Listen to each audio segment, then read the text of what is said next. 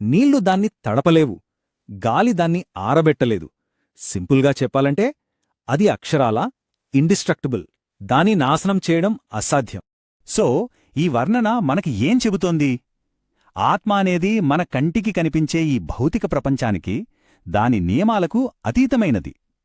కత్తి, నిప్పు, నీరు, గాలి ఇవన్నీ ఫిజికల్ వస్తువులను మాత్రమే ప్రభావితం చేయగలవు.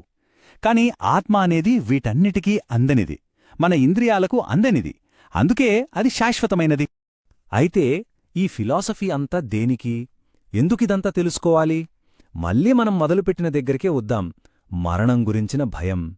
గీతలో చెప్పిన ఈ జ్ఞానం యొక్క అసలు ఉద్దేశం కేవలం ఏదో విషయాలు తెలుసుకోవడం కాదు, ఆ భయం నుంచి మనల్ని బయటపడేయడం. మన అసలు స్వరూపం అంటే ఆత్మ ఎప్పటికీ నశించదని, దానికి ఏ హాని జరగదని మనకు పూర్తిగా అర్థమైనప్పుడు